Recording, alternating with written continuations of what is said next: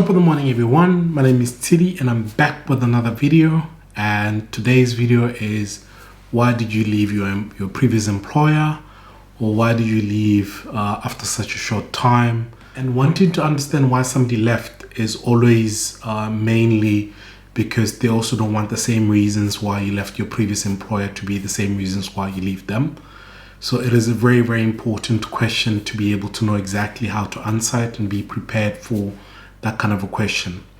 Now, there's quite a number of reasons why people leave their previous employer, and how you actually answer this question also determines how people judge you for what you will answer about that company when you leave. So it is very, very important that you actually choose your words very correctly, that you do not necessarily end up butt-mouthing your previous employer or saying anything bad about them, but you need to sometimes be able to be clear about certain things that do not necessarily align with some of your values. So I'm going to try and go through a few examples of why certain people leave and how you can answer certain questions like that. So number one is your values are no longer aligned with the company's values. So this one is very difficult, or it's sometimes tricky if you don't know what those values are. So, and I remember one of the things that a few years ago when I worked for this other company, one of the things that for me didn't work out was the fact that I felt at any given time the company believed that you have to work in a specific way, you do things this way. If somebody that is very senior says to you, jump, you just jump. You don't even ask why you're jumping. And for me, I felt that it was compromising the person that I am, because a lot of the times whenever there's a question about, do this or do that, if, for example, I do feel that there's a better way of doing things, I always want an environment where I have the freedom to be able to bring up my views and say, this is what I think. Secondly, the other thing that I also felt, I think at the time, it was one of those where if you felt that there were certain comments that some of the leaders were saying that did not necessarily align with where you stood and what you believed in, I just felt that it wasn't part of my values. And I believe that, you have to always respect your employees and you respect people that you work with in such a way that even when they're not there, you speak still highly of them. So that was one of the reasons why I left. So if you do feel that there's something that compromises what you believe in as one of your values, that's one of the reasons why you'd actually leave.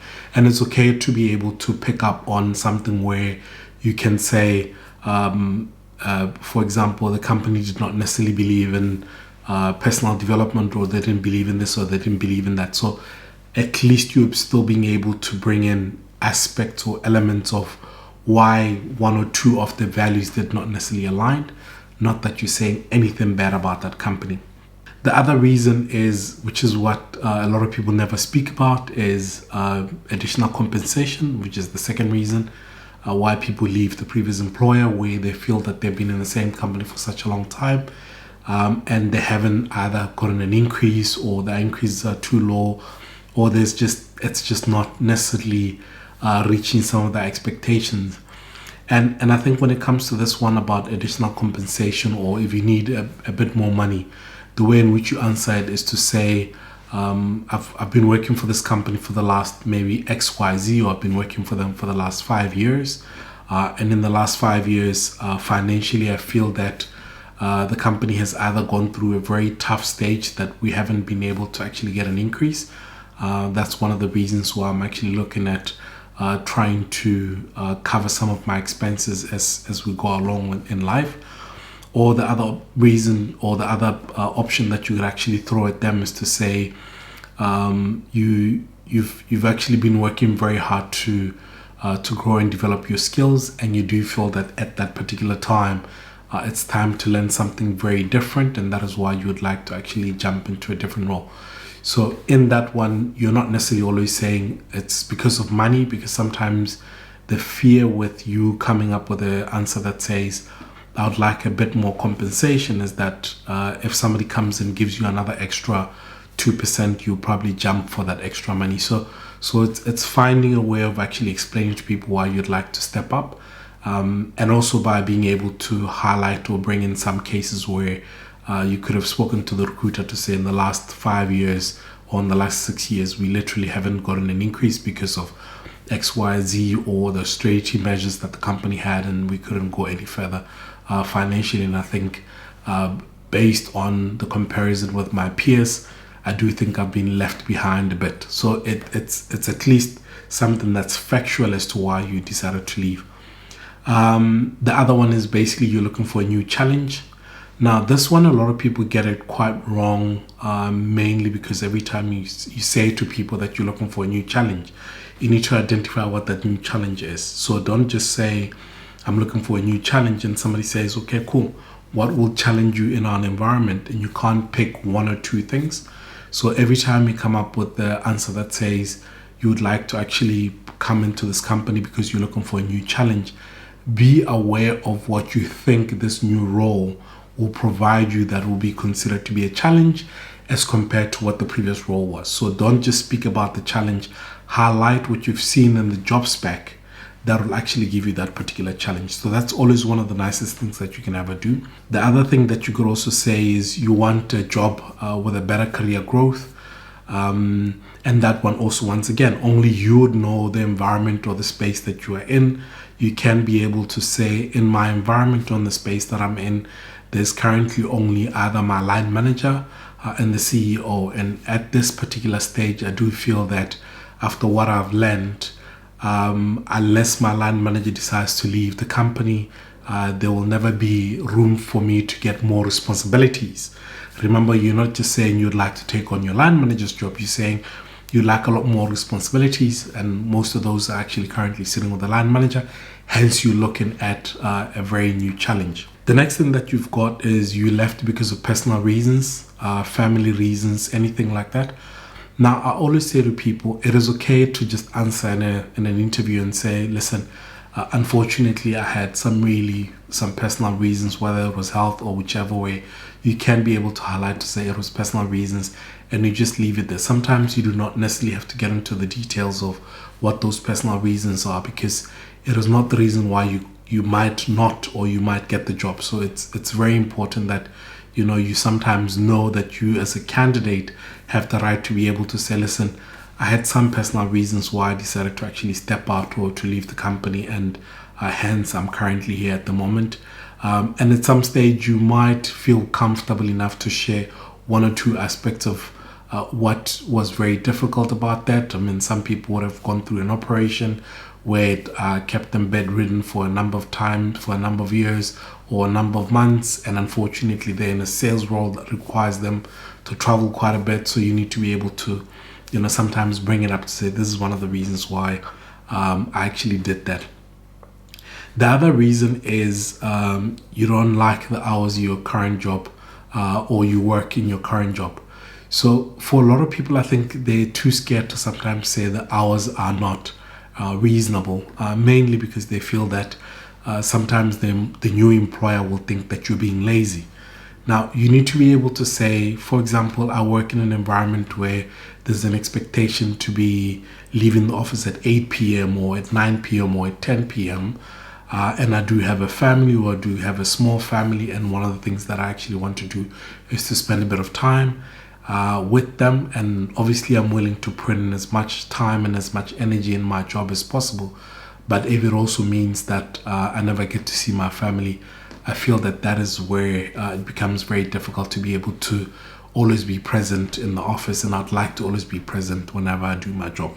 The other one is basically my reasons why I left my previous employer is that I actually moved countries. I moved from Johannesburg to Switzerland, Bern, and it was a lot easier to be able to say, listen, I moved countries. That's why I changed jobs, and my previous employer wouldn't have actually ever been able to have me work where I'm working now, because they obviously don't have the office here, or it would have been practically impossible to be able to deliver the job that I was doing full-time outside of the country. So hence I left my previous job.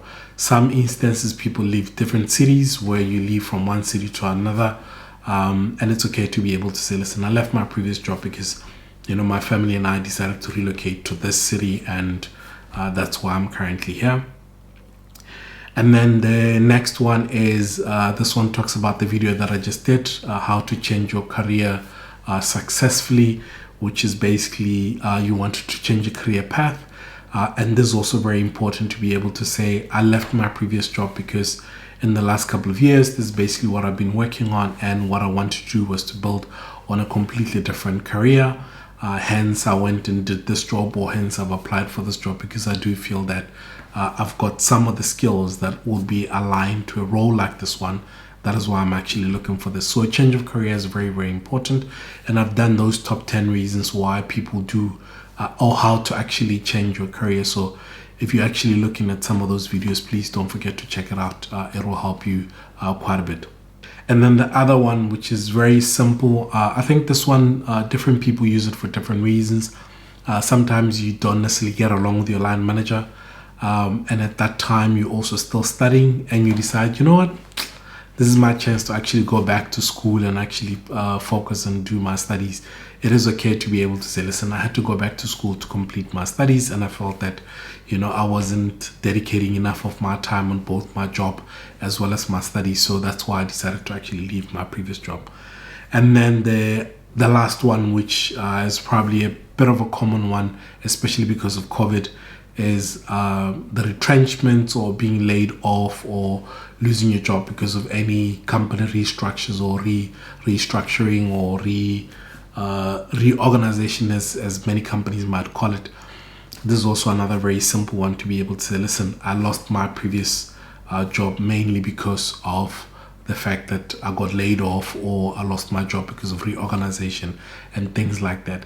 So for me, those are for the top reasons why, or how you'd actually answer some of those questions if one of the reasons that you left your previous job was in line with that.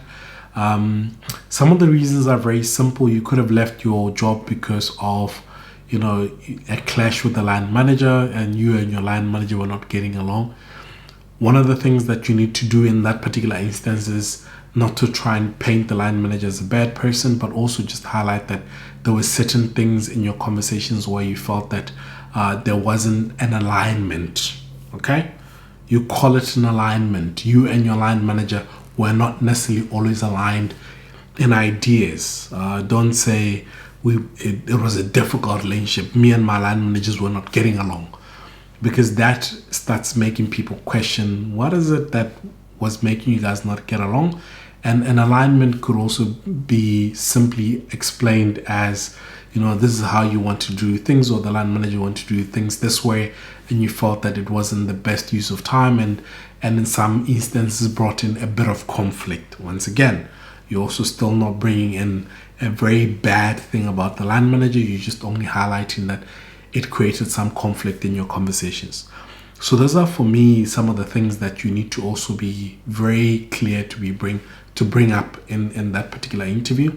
Now, it is also very important that you do the following, because yes, those are the reasons why certain people change jobs. As number one, take time to write the reasons why you're leaving your current employer, because you know for a fact that question will come. Number two, what are your career goals?